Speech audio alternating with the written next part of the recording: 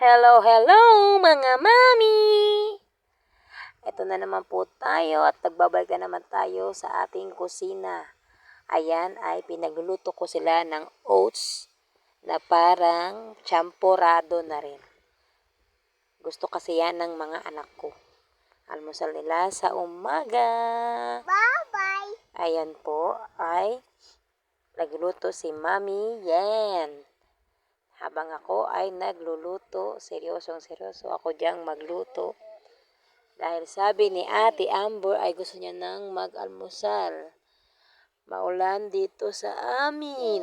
Sobrang maulan, kaya hindi sila makalabas kagad.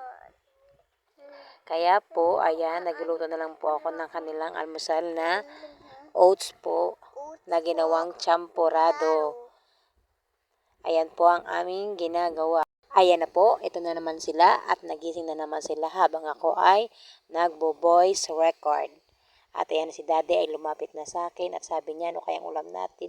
Sayaw-sayaw muna kami at ayan si Amber ay lumapit sa kamera, tumawa-tawa pa si Jaliyah. At ayan, luto na ang kanilang pagkain ay piniprepared ko na po. Medyo mainit pa po yan. Kaya hindi pa sila lumalapit sa lamesa. Yan, umuusok-usok pa, mainit pa po kasi. Ito na po ang kanilang almusal sa umaga. Ayan po ang aking ginagawa. Ang dami po, no? Diba? Hindi pa ako nakapagsuklay ng buhok. Ayan na. Ang dami ko nang ginagawa. Luto-luto na kagad ang ginagawa ko dyan. Para makakain kami ng maayos. Ayan po ay nag-i-start na kami kumain ng aming almusal. Hindi ko na rin po na video na nag-pray po kami. Ayan po. Tapos na po, ayan, kumakain na po kami ng aming almusal. Ayan si Jaliyah, ayaw niya no, naghahanap siya ng isda. Gusto niyang kumain ng kanin. Sa umaga talaga gusto ni Jaliyah ay kanin. Basta may kanin at may ulam, yan. Kakain na po siya at nilutuan siya ni Daddy ng kanyang ulam, isda daw sa kanya. Yan daw ang gusto niyang almusal sa umaga. Isda na may sabaw. Kaya yan, ginagawa na ni Daddy ngayon ang kanyang pagkain para makakain na siya. Lumabas si Ate Amber at bumalik na siya. May dala na siyang tubig. Ayan po, at sumunod din si Jaliyah.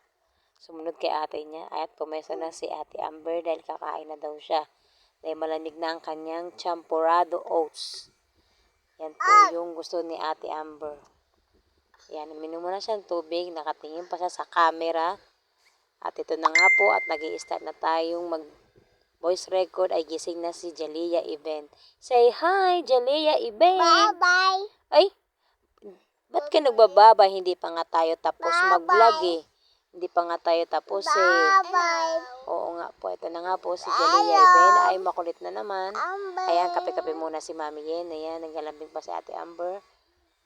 Tapos, ayan, nag-usap pa kami ni Daddy. Sabi ko, ano kayang bibili niya sa palengke? Sabi niya, bibili daw siya ng itlog sa palengke at gulay para ma-stock kami sa rep. Ayan po, sumakit po ang tiyan ni Jaliyah. Dahil nga ang pumalamig pa po, ayaw niya pa kasing kumain kaganina. Gusto niya talaga kanin na may isda. Ayan naman po, tapos na kaming mag-almusal. At si Auntie Amber ay nagkipresenta na namang maggugas ng kanyang pinagkainan. Sabi ko, wag na magugas kasi baka siya ay madulas. Pag malaki na lang siya, saka na siya magugas ng marami. Ganyan po talaga yan. Pagkatapos niyang kumain, gusto niyang hugasan ang kanyang pinagkainan. Kaya hinahayaan ko na lang po muna kasi yan po yung gusto niya. Pagkatapos niyang kumain, gusto niya nang hugasan yung kanyang plato. Ayan, may ginagawa si Mami yan dyan sa kusina. At sabi ko sa kanila, pagkatapos niyan ay maligo na para mga inumin sila ng vitamin. Sumili pa si Jaliyah dyan. Ayan, aakyat pa sa lamesa. Ang kulit niya. Ayan, umiyak po siya kasi gusto niya sumama kay Daddy. Hinabol niya si Daddy. Ayan po, at gustong-gusto ni Jaliyah event kasing lumabas. Alam na maulan. Gustong-gusto niya pumunta kay la Mama doon sa nanay ko. Mama kasi ang tawag nila, hindi Lola. Ayan po, naglakad na sila doon, punta ron at maulan dito sa amin dahil may bagyo po. Stay safe po sa lahat dahil may bagyo po. Sa loob lang po tayo muna ng bahay. Yan naman po ay tanghalian na, nakaligo na po ako na. Nakaligo na po kami at kumakain na kami. Ang ulam po namin ay tortang, talong at pipino po.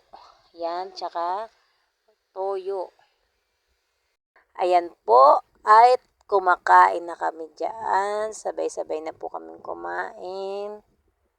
At ayan po ay ayaw pa ni Ate Amber kumain. Susubuan ko sana sa dyan. Sabi niya, ayaw daw niya. Gusto daw niya ay may sabaw. Yung sabaw ng isda ay hinantay nila yung bangus po yun. Ayan, aalis na po si Daddy. Papuntang work. Tapos na rin po kami kumain yan. Nagmamadali si Daddy kasi malilate na siya sa kanyang trabaho. Ayan.